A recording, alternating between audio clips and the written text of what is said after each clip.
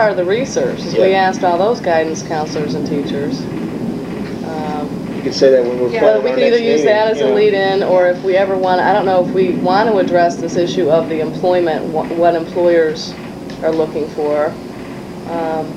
But if you wanted... Lori was saying we may not want to get into that segment here since she already did it in that other program. Well, I have the stuff there. We could do it here. I just don't have... Well, you know... One of the things, if you wanted to, somebody could ask me today, and I could somehow stupidly respond that, well, that's interesting, because Judy's asked me to speak on that same topic at the articulation conference. I'll ask you that. Which, when you're editing, might give you the ability to lead into it from that, or bits and pieces of it. Yeah. Even if we don't use it, at least you'll have to, you want to get this group all together. We're going to use And then we turned around and did seniors.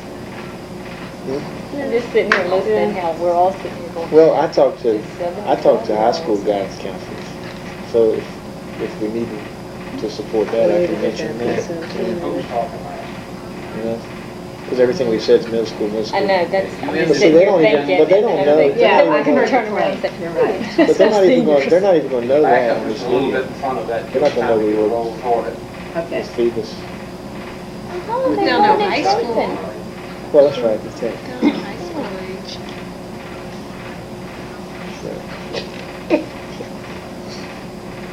Well, then we need to mention something. Well, once you get all the people from business, the schools, then the time to try and match the people.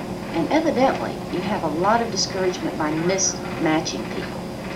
Next, you have to schedule the classes, you have to get people, you have to get teachers willing to give their time, and especially someone to evaluate at the end. I mean, you have to have some evaluation tool. Now, that's time consuming. And evidently, all of this wasn't thought about when they started. Okay, that was number 2. Number 3, which is kind of evident in all of these, please take time for planning, they said. Most of the people had a great idea. They rushed into it. They had volunteers, students were anxious, schools were anxious. They started it, and they really did not plan the steps well. And evidently, the programs began to fail because of that. Now, the last one is the one we've already talked about the most, commitment. It's so easy to get enthusiastic, but if things don't work out the way you want, like adults aren't always used to working with these kids, and certain remarks are made that can be taken wrong, and students can lose enthusiasm, and schools can get discouraged, and schedules get crowded, and commitment is great at the beginning. Your idea of a contract with Big Brothers Big Sisters to say, yes, this is a year commitment. And they stressed particularly that businesses commit their employees to a period of time, and especially that the students knew what that time was. If it's 2 weeks, if it's one time, if it's 3 months, a year, whatever it is, that there is an ending and there will come a culmination and an evaluation, so that you don't feel like, well, they've only been here 2 weeks and they've let me down. But a definite time period that everyone is committed to, students, schools, and business. And that's it. Questions? I think we have our work cut out for us, guys. Yeah, it's going to be a big job. When we think about the commitment, we were trying to target the age group that we wanted to focus on for that specific reason, looking at commitment and how we could take time from our schedules and our different careers to really volunteer. Was that a concern that came up, Meredith? Have we addressed that yet? Concern for our time commitment? No, as far as the particular age limit that we want to focus on. We've looked at a lot of different ones, and it's looking like, even though we've heard today about elementary and junior high, there is a program in place that we can probably tap into at the high school level, where because of the limited time frame that we have, we're not going to really have time to go through the process of identifying students. There's a program in place at Phoebus High School called Project Focus that it looks like we're probably going to be working with, where there is the coordinator there who can pull things together for us, so we won't have to do that kind of thing. We won't have to call a separate person in. There's a coordinator in place already for that project. So we're looking at working with, and they're identified as 12th grade students. Okay. That middle level, Bobby, that you're talking about. Wonderful. So they're not at risk, they're not the gifted. And we will be looking at going in and doing some role model panels, possibly, having the students get to choose, so we don't end up with that mismatching that you talked about, so that the students will really be going to hear people that are in areas or jobs that they're interested in. And then our last step will be having them actually visit the work site. And what we would hope to do long-term is to establish more intense one-on-one relationships with the mentors and the students, so they can actually get involved with that individual on a more in-depth basis. So not only will we commit our times, but hopefully incorporate our businesses to do the same. Mm-hmm. Okay.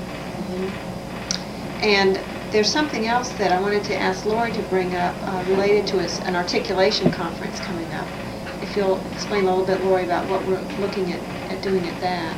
Well, it's interesting, when we started, some of us doing the research and talking to the school counselors, another member of our class, Judy McMillan, brought up that Thomas Nelson, as a part of its white paper on the technical workforce issues of the 90s, is sponsoring a what they're calling an articulation conference in a couple weeks from now.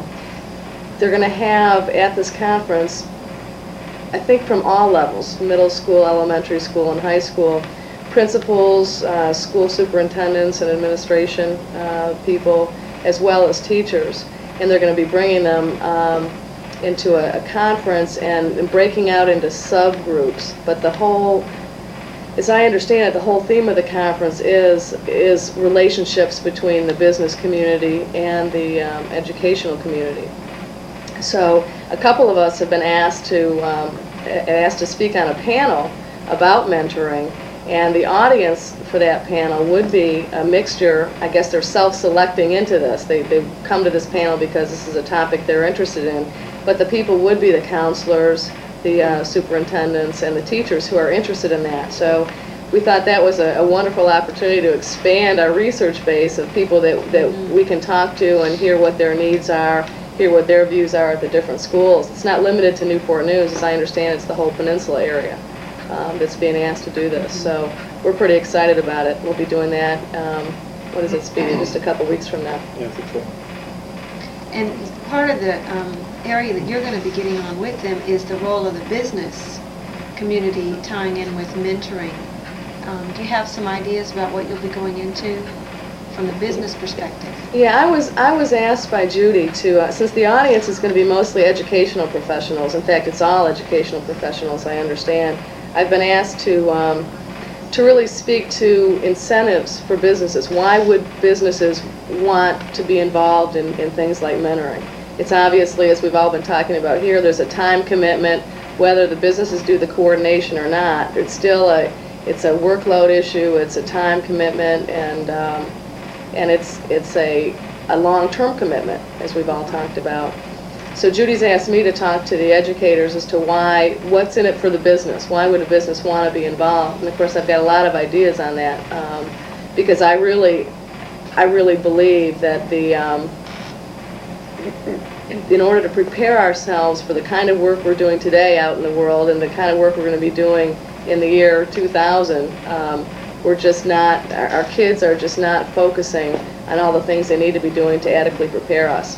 And we operate in a global environment, and competition's getting tough out there.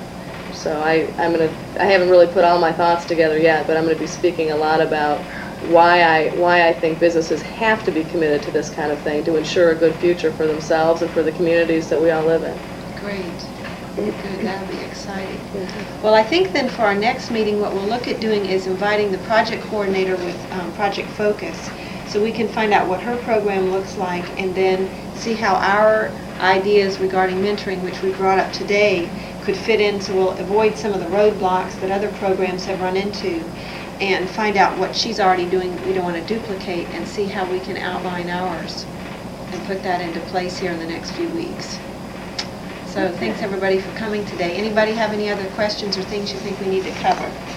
When are we meeting next week? Well, Bobby's report was very good, very thorough, and I think because of that, we won't be reinventing the wheel. Very productive. Thank you. Thank you, Bobby.